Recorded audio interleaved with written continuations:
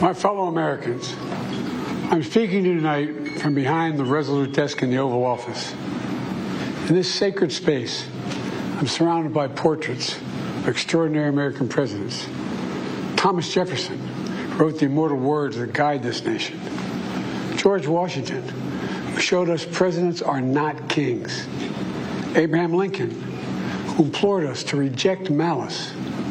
Franklin Roosevelt, who inspired us to reject fear.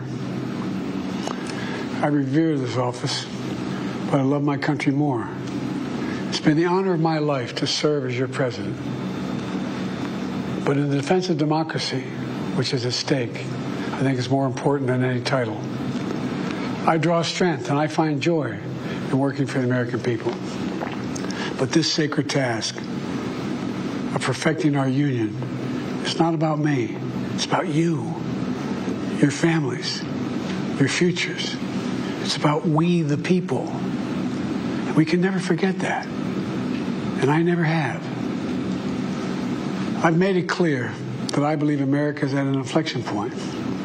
One of those rare moments in history when the decisions we make now will determine our fate of our nation and the world for decades to come. America's going to have to choose between moving forward or backward, between hope and hate, between unity and division.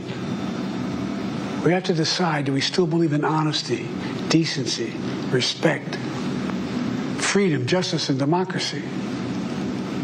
In this moment, we can see those we disagree with not as enemies, but as fellow Americans. Can we do that? Does character in public life still matter? I believe I know the answer to these questions because I know you, the American people. And I know this. We are a great nation because we are good people. When you elected me to this office, I promised to always level with you, to tell you the truth. And the truth, the sacred cause of this country is larger than any one of us. And those of us who cherish that cause, cherish it so much, a cause of American democracy itself, must unite to protect it. You know, in recent weeks, it's become clear to me that I need to unite my party in this critical endeavor. I believe my record as president, my leadership in the world, my vision for America's future, all merited a second term. But nothing can come in the way of saving our democracy. That includes personal ambition. So I've decided the best way forward is to pass the torch to a new generation. That's the best way to unite our nation. You know, there is a time and a place for long years of experience in public life. There's also a time and a place for new voices, fresh voices, yes, younger voices. And that time and place is now.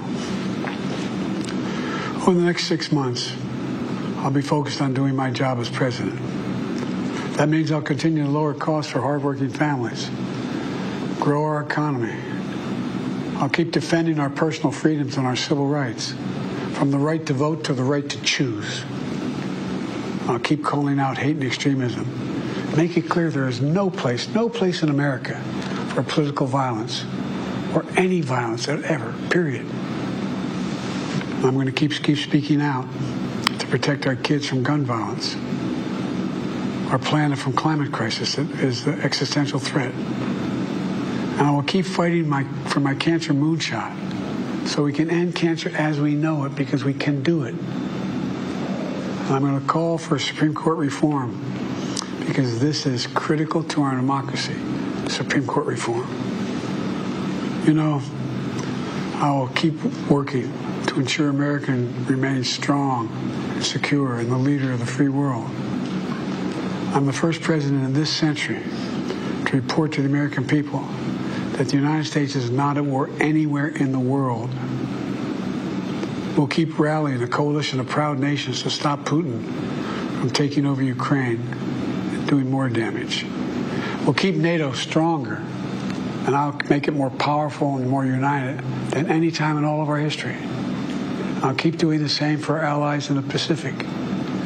You know, when I came to office, the conventional wisdom was that China would inevitably surpass the United States. That's not the case anymore. And I'm going to keep working to end the war in Gaza, bring home all the hostages, and bring peace and security to the Middle East and end this war. We're also working around the clock to bring home Americans being unjustly detained all around the world. You know, we've come so far since my inauguration. On that day, I told you, as I stood in we stood in a winter of peril and a winter of possibilities. Peril and possibilities. We were in the grip of the worst pandemic in the century, the worst economic crisis since the Great Depression, the worst attack on our democracy since the Civil War. But we came together as Americans, and we got through it. We emerged stronger, more prosperous, and more secure. Today we have the strongest economy in the world, creating nearly 16 million new jobs, a record. Wages are up. Inflation continues to come down. The racial wealth gap is the lowest it's been in 20 years. We're literally rebuilding our entire nation, urban, suburban, rural, and tribal communities. Manufacturing has come back to America. We're leading the world again in chips and science and innovation. We finally beat Big Pharma after all these years to lower the cost of prescription drugs for seniors. And I'm going to keep fighting to make sure we lower the cost for everyone, not just seniors. More people have health care today in America than ever before. And I signed one of the most significant laws helping millions of veterans and their families who are exposed to toxic materials. You know, most significant climate law ever in the history of the world. The first major gun safety law in 30 years. And today, the violent crime rate is at a 50-year low. We're also securing our border. Border crossings are lower today than when the previous administration left office. I've kept my commitment to appoint the first black woman to the Supreme Court of the United States of America. I also kept my commitment to have an administration that looks like America and be a president for all Americans. That's what I've done. I ran for president 4 years ago because I believed and still do that the soul of America was at stake. The very nature of who we are was at stake. And that's still the case. America's an idea.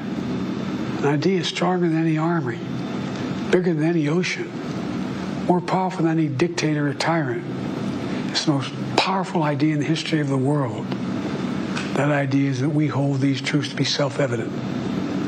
We're all created equal, endowed by our Creator with certain inalienable rights: life, liberty, pursuit of happiness. We've never fully lived up to it, to this sacred idea, but we've never walked away from it either. And I do not believe the American people will walk away from it now. In just a few months, the American people will choose the course of America's future. I made my choice. I've made my views known. I would like to thank our great Vice President Kamala Harris. She's experienced, she's tough, she's capable. She's been an incredible partner to me and a leader for our country. Now the choice is up to you, the American people. When you make that choice, remember the words of Benjamin Franklin hanging on my wall here in the Oval Office, alongside the busts of Dr. King and Rosa Parks and Cesar Chavez. When Ben Franklin was asked, as he emerged from the convention going on, whether the founders have given America a monarchy or republic, Franklin's response was, a republic, if you can keep it. A republic, if you can keep it. Whether we keep our republic is now in your hands. My fellow Americans, it's been the privilege of my life to serve this nation for over 50 years. Nowhere else on earth could a kid with a stutter, from modest beginnings in Scranton, Pennsylvania, and Claymont, Delaware, one day sit behind the resolute desk in the Oval Office as President of the United States. But here I am. That's what's so special about America. We're a nation of promise and possibilities, of dreamers and doers. of ordinary Americans doing extraordinary things. I've given my heart and my soul to our nation, like so many others. I've been blessed a million times in return with the love and support of the American people. I hope you have some idea how grateful I am to all of you. The great thing about America is here, kings and dictators do not rule, the people do. History is in your hands. The power is in your hands. The idea of America lies in your hands. We just have to keep faith, keep the faith, and remember who we are. We're the United States of America, and there's simply nothing beyond our capacity when we do it together. So let's act together, preserve our democracy. God bless you all, and may God protect our troops. Thank you.